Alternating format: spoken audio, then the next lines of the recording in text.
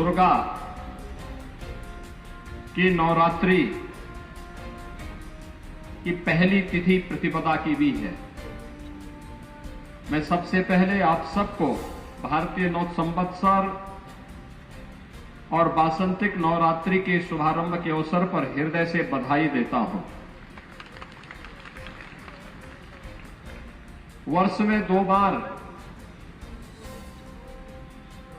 जगत जननी मां भगवती के अनुष्ठान का यह पर्व नवरात्रि के रूप में हम सबके सामने आता है। चैत्र मास में शुक्ल पक्ष की पहली 9 तिथियां और ऐसे ही शारदीय नवरात्रि में भी शुक्ल पक्ष की पहली 9 तिथियां आदिशक्ति मां भगवती जगदम्बा की अनुष्ठान की तिथि होती है।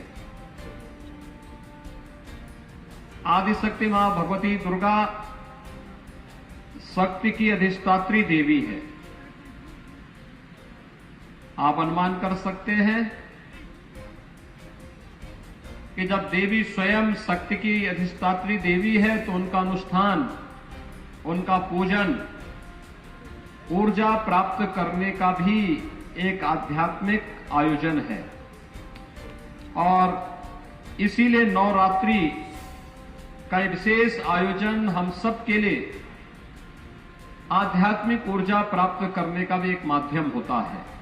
लोग इस अवसर पर अनुष्ठान करते हैं, देवी मंदिरों में श्रद्धालुजन जाकर के दर्शन करते हैं, पूजन करते हैं, विशेष आयोजन करते हैं। और आज ये मेरा सौभाग्य है कि जब भारतीय नव संवत्सर की तिथि चैत्र शुक्ल प्रतिपदा से मां भगवती के अनुष्ठान के साथ प्रारंभ हुई है और इस अवसर पर मुझे महात्मा बुद्ध की इस पावन धरा पर सिद्धार्थनगर जनपद में एक बार फिर से आने का अवसर प्राप्त हुआ है। मैं आप सबका हृदय से अभिनंदन करता हूं। भाइयों बहनों, अभी हाल ही में उत्तर प्रदेश देश की सबसे बड़ी आबादी के इस राज्य में विधानसभा का चुनाव संपन्न हुआ है। आपने सुरक्षा, सुशासन और गरीब कल्याण के लिए भारतीय जनता पार्टी को प्रधानमंत्री मोदी जी के नेतृत्व में फिर से अपना आशीर्वाद दिया है। मैं आप सबका हृदय से आभार व्यक्त करता हूं, आप सबको हृदय से धन्यवाद भी देता हूं। सिद्धार्थनगर जनपद में मुझे कई बार आने का अवसर प्राप्त हुआ। जब पिछली बार मुझे प्रधानमंत्री जी ने और पार्टी ने प्रदेश की जनता की सेवा का अवसर मुख्यमंत्री के रूप में करने का अवसर दिया था, तो मेरे 14-15 दौरे जनपद के विकास की दृष्टि से हुए थे। विभिन्न प्रकार के अभियानों के साथ उस समय मुझे आपके साथ नजदीक से जुड़ने का अवसर प्राप्त हुआ था। और आज जब मुझे विशेष संचारी रोग नियंत्रण के इस अभियान को प्रारंभ करने के लिए किसी एक जनपद को चुनना पड़ा, तो उसके लिए भी सिद्धार्थनगर जनपद का चयन हुआ है। कारण है, एक तो आकांक्षात्मक जनपद है जिस पर स्वास्थ्य के लिए, शिक्षा के क्षेत्र में, रोजगार के क्षेत्र में, कृषि के क्षेत्र में, पर्यावरण के क्षेत्र में कुछ विशेष ध्यान दिए जाने की आवश्यकता है। और इसलिए पिछले 5 वर्ष के अंदर जो प्रयास हुए हैं उसके अच्छे परिणाम सामने आए हैं, लेकिन अभी इस प्रयास को और द्रुत गति से आगे बढ़ाने की आवश्यकता है।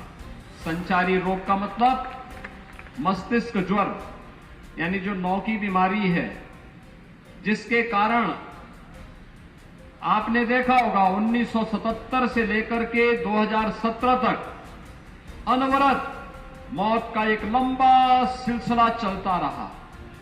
इस पूर्वी उत्तर प्रदेश में 1500, 2000, 3000 मौतें हर वर्ष होती थी। लेकिन प्रधानमंत्री मोदी जी के मार्गदर्शन में प्रदेश सरकार ने जब इसके खिलाफ कमर कसी और अंतर विभागीय समन्वय, स्वच्छ भारत मिशन, शुद्ध पेयजल की आपूर्ति के साथ साथ ASHA worker, anganwadi, health worker, UNICEF, WHO, पाक जैसी संस्थाओं के साथ मिलकर के जब हम लोगों ने इस अभियान को और आगे बढ़ाने का कार्य किया, तो 40 वर्षों में जो लोग केवल आश्वासन देते थे, जो लोग कुछ नहीं कर पाए, हमने मात्र 4 से 5 साल के अंदर इंसेफ्लाइटिस को पूरी तरह समाप्त करने का कार्य करने में आप सबके सहयोग से आज सफलता प्राप्त की है। इंसेफ्लाइटिस इस क्षेत्र का एक अभिशाप बन चुका था, यानी मस्तिष्क ज्वर इस क्षेत्र का एक अभिशाप बन चुका था। लेकिन विशेष संचारी रोग नियंत्रण का यह अभियान और दस्तक अभियान, जिसमें आशा कार्यकर्ती घर घर जाकर के लोगों के मन में जागरूकता पैदा करने और इस रोग से बचाव के लिए क्या कुछ किया जाना चाहिए, इसके बारे में जो विशेष अभियान प्रारंभ करती है, उस अभियान के क्रम में आज एक बार फिर से मुझे आपके इस जनपद में आने का अवसर प्राप्त हुआ है। भाइयों बहनों, हमारे पूर्वज एक बात कहते थे कि रोग के उपचार से महत्वपूर्ण बचाव है। ये जागरूकता का कार्यक्रम जो अभी प्रारंभ हो रहा है, ये उसी बचाव के लिए हम सबको तैयार करने का एक माध्यम है। हम अपना बचाव करें और बचाव करने के साथ ही हम फिर अगर कोई बीमार हो जाता है तो अगले कुछ दिनों में जब आशा वर्कर घर घर जाकर के लोगों को बताएगी कि रोग के उपचार के साथ साथ अगर बीमारी होती है तो बिना इंतजार किए हमें कौन से हॉस्पिटल में कब पहुंचना है, अगर आप उसके साथ जुड़ेंगे तो मेरा यह मानना है कि चाहे वो मस्तिष्क ज्वर हो, मलेरिया हो, डेंगू हो, चिकनगुनिया हो, कालाजार हो, इन सब का तो समाधान होगा ही। लेकिन आज तो प्रधानमंत्री मोदी जी के नेतृत्व में हम लोगों ने न केवल फाइलेरिया बल्कि ट्यूबरक्लोसिस को भी पूरी तरह समाप्त करने का एक संकल्प ले लिया है कि अब इन प्रकार की बीमारियों को कहीं भी हम टिकने नहीं देंगे, उत्तर प्रदेश की धरती पर टिकने नहीं देंगे। और जब स्वास्थ्य की बात होगी तो 5 वर्ष में सर्वाधिक मेडिकल कॉलेज बनाने का रिकॉर्ड भी उत्तर प्रदेश के अंदर है, उत्तर प्रदेश के पास है। हम लोगों ने तो श्री माधव प्रसाद त्रिपाठी जी की स्मृति में महात्मा बुद्ध की इस पावन धरा पर मेडिकल कॉलेज के निर्माण का कार्य भी अपना पूरा कर दिया और पहले सत्र के बच्चे यहां पर एडमिशन ले चुके हैं। ये मेडिकल कॉलेज हेल्थ इंफ्रास्ट्रक्चर प्रधानमंत्री स्वास्थ्य सुरक्षा योजना के अंतर्गत हम लोगों ने विगत 5 वर्ष के अंदर 33 नए मेडिकल कॉलेज निर्माण का कार्य आगे बढ़ाया था, जिसमें से हम 17 मेडिकल कॉलेज में पठन पाठन का कार्य प्रारंभ कर चुके हैं, उनको आगे बढ़ा चुके हैं और अगले 1 वर्ष के अंदर हम लोग 17 से 18 नए मेडिकल कॉलेज प्रारंभ करेंगे, जिससे प्रदेश के अंदर मेडिकल एजुकेशन की भी समस्या का समाधान हो जाएगा और साथ साथ लोगों को बेहतरीन विशेषज्ञ स्वास्थ्य सुविधा भी यहां पर प्राप्त होगी।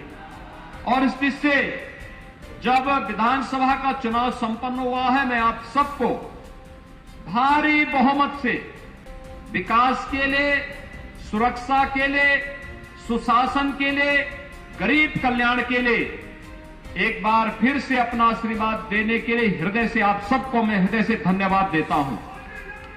भाइयों बहनों, हम लोगों ने विगत 2 वर्ष के दौरान इस सदी की सबसे बड़ी महामारी कोरोना का सामना किया। कोरोना महामारी के कारण दुनिया के अंदर लाखों लोगों ने अपनी जान गंवाई। लेकिन देश के अंदर प्रधानमंत्री मोदी जी के नेतृत्व में बेहतरीन कोरोना प्रबंधन का जो मॉडल खड़ा हुआ, दुनिया ने उसकी सराहना की। और उत्तर प्रदेश ने आप सभी के सहयोग से, सभी जनप्रतिनिधि, सभी हेल्थ वर्कर, सभी कोरोना वॉरियर्स, आंगनबाड़ी, आशा वर्कर, एएनएम, इन सभी ने मिलकर के एक एक घर में जाकर के दस्तक अभियान के माध्यम से निगरानी समितियों को मजबूती प्रदान करते हुए ग्राम प्रधानों ने, पार्षदों ने, सभी जनप्रतिनिधियों ने मिलकर के इस अभियान का हिस्सा बनकर के मेडिसिन किट हर लक्षण युक्त व्यक्ति को देने का जो कार्य किया, उसका परिणाम रहा उत्तर प्रदेश का मॉडल दुनिया के अंदर बेहतरीन मॉडल के रूप में माना गया। बेहतरीन कोरोना प्रबंधन उत्तर प्रदेश का, जिसमें फ्री टेस्ट, फ्री उपचार, फ्री वैक्सीन। उत्तर प्रदेश अब तक 30 करोड़ वैक्सीन की डोज उत्तर प्रदेश के नागरिकों को उपलब्ध करा चुका है।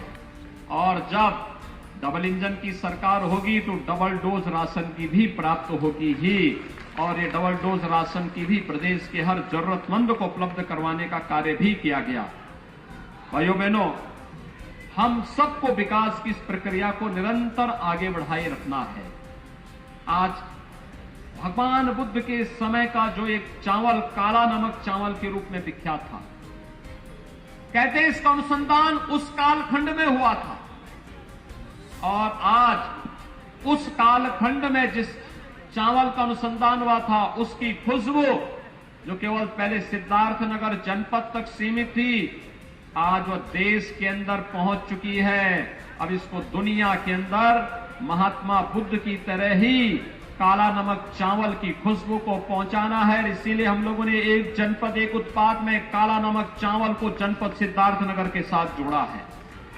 इसके अनुसंधान की रफ्तार को थमने नहीं देनी है, इसके अभियान को निरंतरता देनी है, विकास की प्रक्रिया निरंतर चलती रहे, ये हमारा प्रयास होना चाहिए। और उस प्रयास के तहत हमारा अभी से कार्य प्रारंभ हो। आज संचारी रोग नियंत्रण का अभियान भी प्रारंभ हो रहा है। मां दुर्गा के अनुष्ठान से प्राप्त होने वाली शक्ति किसी भी प्रकार के रोग से, शोक से, संताप से संपूर्ण मानवता को मुक्त करने में अपना योगदान देगी। इस विश्वास के साथ जगत जननी मां भगवती से मैं यही प्रार्थना करता हूं, और आप सबका मैं आह्वान करूंगा कि आज जो विशेष अभियान चल रहा है, इस विशेष अभियान के साथ हम सब जुड़ करके कार्य करें। स्वच्छ भारत मिशन में हर जरूरतमंद के घर में शौचालय बने। 2 करोड़ 61 लाख गरीबों के लिए हम लोगों ने प्रदेश भर में शौचालय बनाए। जिन लोगों के पास सिर ढकने के लिए छत नहीं थी, ग्रामीण और शहरी क्षेत्र में ऐसे 43.5 लाख गरीबों को एक एक आवास उपलब्ध करवाने का कार्य किया गया। जिन लोगों के पास राशन के कार्ड नहीं थे, ऐसे 15 करोड़ लोगों को राशन की सुविधा फ्री में उपलब्ध करवाने का कार्य कोरोना जैसी महामारी के दौरान किया गया। और आज हम सब इसीलिए आए हैं कि ये जितना भी अभियान चल रहा है, उत्तर प्रदेश के प्रत्येक नागरिक को स्वस्थ बनाए रखने के लिए मेरा अनुरोध होगा आप लोगों से। स्वास्थ्य की सुविधाओं में तेजी के साथ वृद्धि हो रही है, और आयुष्मान भारत कार्ड, मुख्यमंत्री जन आरोग्य योजना के अंतर्गत जो गोल्डन कार्ड बनाए जाने हैं, ये कार्ड हर वह व्यक्ति बना ले जिसका नाम उस सूची में आ चुका है, क्योंकि उस कार्ड के माध्यम से आप जहां कहीं भी जाएंगे इम्पैनल्ड हॉस्पिटल में आपको फ्री में उपचार की सुविधा उपलब्ध हो जाएगी। और साथ साथ सरकार को भी इस कार्यक्रम को सफलतापूर्वक अन्य लोगों तक पहुंचाने में भी सफलता प्राप्त हो जाएगी। कोई जरूरतमंद व्यक्ति उपचार के अभाव में न रहने पाए, कोई जरूरतमंद व्यक्ति शिक्षा से वंचित न होने पाए, कोई भी जरूरतमंद व्यक्ति हर उस व्यक्ति तक शासन की योजनाओं का लाभ पहुंचे, ये हमारा प्रयास होना चाहिए। और भाइयों बहनों, हमारा प्रयास होना चाहिए कि हम कहीं भी गंदगी न होने दें। याद रखना, स्वच्छता इसका अभियान का हिस्सा है। मच्छर पे गंदगी होगी तो मच्छर पैदा होंगे, मच्छर होंगे मलेरिया होगा, इंसेफ्लाइटिस होगा, डेंगू होगा, कालाजार होगा, चिकनगुनिया होगा। और इसलिए हमारा प्रयास होना चाहिए गंदगी न हो, जल जमाव न हो, कहीं भी ऐसी स्थिति न हो जिसके कारण किसी भी प्रकार के मच्छर या अन्य ऐसे बैक्टीरिया को पैदा होने का अवसर मिले जो तमाम प्रकार की बीमारियों का कारक बने और फिर निर्दोष लोगों के जीवन को लीलने का कार्य करे। ये विशेष अभियान इसी के साथ चल रहा है। इसमें स्वच्छता के कार्यक्रम को हमें प्राथमिकता के आधार पर आगे बढ़ाना होगा, सैनिटाइजेशन की कार्रवाई को आगे बढ़ाना होगा। ये केवल सरकारी संस्थाएं इसके साथ जुड़े महत्वपूर्ण नहीं, समाज के एक एक व्यक्ति को जुड़ना पड़ेगा, हर जागरूक नागरिक को जुड़ना पड़ेगा, ग्राम पंचायतों को जुड़ना पड़ेगा, क्षेत्र पंचायत, जिला पंचायत, नगर पंचायत, इन सभी को सामूहिक रूप से इस अभियान का हिस्सा बनना पड़ेगा। और सामूहिकता में बड़ी ताकत होती है। इस सामूहिक ताकत जब आगे जाएगी तो इंसेफ्लाइटिस यानी मस्तिष्क ज्वर के साथ साथ डेंगू है, मलेरिया है, फाइलेरिया है, चिकनगुनिया है, ये जितनी भी अन्य बीमारियां हैं, इनसे तो हमें राहत देगी ही। कोई रोग दूर दूर तक आप तक पटकने नहीं पाएगा। याद रखना, कोई पर्व और त्योहार होने के पहले हम सफाई पर ध्यान देते हैं, स्वच्छता पर ध्यान देते हैं। इसके पीछे का कारण ही है, हम साफ रखेंगे, मां दुर्गा का आगमन होगा, मां लक्ष्मी का आगमन होगा, मां सरस्वती का आगमन होगा। देवीय शक्तियां गंदगी में नहीं आती हैं, देवीय शक्तियां स्वच्छता में आती हैं। और उस स्वच्छता के प्रति हमें आग्रह बनना पड़ेगा, उस स्वच्छता को अपने जीवन का हिस्सा बनाना पड़ेगा। शुद्ध पेयजल के अभियान को हर घर नल योजना में, जल जीवन मिशन में हर घर के लिए नल उपलब्ध करवाने की कार्रवाई हो रही है। लेकिन भाइयों बहनों, हर घर नल की यह योजना बने, सफलतापूर्वक आगे बढ़े, लेकिन जब तक हर गांव उससे आच्छादित नहीं होता है, हमारा प्रयास होना चाहिए शुद्ध पेयजल हो। लेकिन अगर कहीं पर स्टेटस से ऊपर ही लोग पानी लेने का प्रयास कर रहे हैं तो लोगों को बताने की आवश्यकता कि उस पानी को गर्म करके ही वे सेवन करें। कोई पेट जनित बीमारी नहीं होगी, कोई जल जनित बीमारी नहीं होगी, कोई भी ऐसी बीमारी नहीं होगी जो बच्चों के लिए, बुजुर्गों के लिए काल जानलेवा बन जाए। इसलिए भाइयों बहनों, ये जागरूकता का एक विशेष अभियान, स्वच्छता के अभियान के साथ छिड़काव के कार्यक्रम को, मेलाथियन का छिड़काव हो, एंटी लार्वा डस्ट का छिड़काव हो, जगह जगह इस अभियान को आगे बढ़ाना, तेजी के साथ आगे बढ़ाना। नगरीय क्षेत्रों में लगातार फॉगिंग की कार्रवाई भी इसके साथ, स्वच्छता के साथ जुड़ती रहे। दो कार्य होंगे इससे। एक तो बरसात के समय अगर नाली नाले सब साफ सुथरे हैं तो जल जमाव नहीं होगा। गांव हो या शहर, जल जमाव की समस्या नहीं होगी। जल जमाव नहीं होगा तो मच्छर नहीं होंगे, डेंगू नहीं होगा, मलेरिया नहीं होगा, इंसेफ्लाइटिस जैसी बीमारियां नहीं होंगी।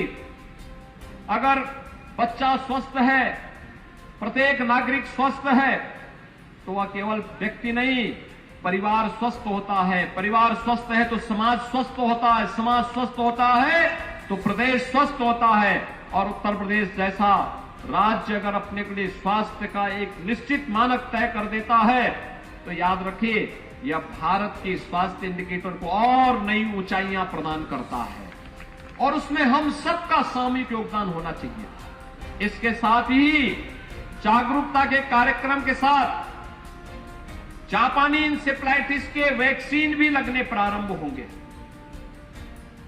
वर्ष में 3 बार हम एक कार्यक्रम चलाते हैं और 3 बार चलने वाला एक कार्यक्रम बरसात के पहले, यानी 3 महत्वपूर्ण जो प्रदेश के अंदर ऋतुएं हैं, उन तीनों को आधार मान करके हम लोगों ने 3 बार ये चलाया है। इसमें स्वास्थ्य विभाग को नोडल विभाग बनाया गया है, ग्राम्य विकास और पंचायती राज, नगर विकास, महिला और बाल विकास, माध्यमिक और बेसिक शिक्षा, समाज कल्याण विभाग, दिव्यांगजन विभाग, इन सभी को एक साथ जोड़ करके यह एक अभियान एक साथ आगे बढ़ रहा है। आज हम इस कार्यक्रम को आगे बढ़ा रहे हैं। कल आपने देखा होगा 1 अप्रैल से गेहूं क्रय केंद्र प्रारंभ हुए हैं। ये सच है कि अभी गेहूं को तैयार होने में कम से कम 1 सप्ताह लगेगा, लेकिन आने वाले समय में जब गेहूं तैयार होंगे तो क्रय केंद्र आपके लिए तैयार मिलेंगे और इस अभियान को हम तेजी के साथ आगे बढ़ाएंगे। किसी भी अन्नदाता किसान को परेशानी नहीं होगी। इसके लिए यह कार्यक्रम हमारा आगे बढ़ाने का कार्य होगा। एक दूसरा, आज संचारी रोग नियंत्रण का कार्यक्रम चल रहा है और 4 तारीख से यानी 4 अप्रैल से हम लोग पूरे प्रदेश में स्कूल चलो अभियान आगे बढ़ाएंगे। स्कूल चलो अभियान पिछले 2 वर्ष के अंदर हमने देखा होगा कि पिछले 2 वर्ष के अंदर प्रदेश में या पूरे देश के अंदर स्कूली शिक्षा कोरोना जैसी महामारी के कारण प्रभावित हुई है। हमारा प्रयास होना चाहिए कोई बच्चा स्कूल से वंचित न रहने पाए और 4 से जो अभियान चलेगा, हर एक सामाजिक संगठन, स्वयंसेवी संगठन, शिक्षा विभाग, जनप्रतिनिधि, इन सबसे मेरा आह्वान होगा इस अभियान के साथ हम उन्हें जोड़ करके इस अभियान को सफलतापूर्वक आगे बढ़ाने का कार्य करेंगे। मैं एक बार फिर से विशेष संचारी अभियान को आगे बढ़ाने के जिससे संचालित होने वाले आज के इस कार्यक्रम के अवसर पर पूरे प्रदेश वासियों के प्रति हृदय से बधाई देता हूं। उन्हें भारतीय नव संवत्सर की अपनी शुभकामनाएं देता हूं और विश्वास व्यक्त करता हूं ये कार्यक्रम सफलतापूर्वक आगे चल करके पूरे प्रदेश के अंदर प्रत्येक नागरिक को प्रदेश के अंदर संचारी रोगों से बचाने में महत्वपूर्ण भूमिका का निर्वहन करेगा। आप सबके प्रति मेरी शुभकामनाएं। धन्यवाद। जय हिंद।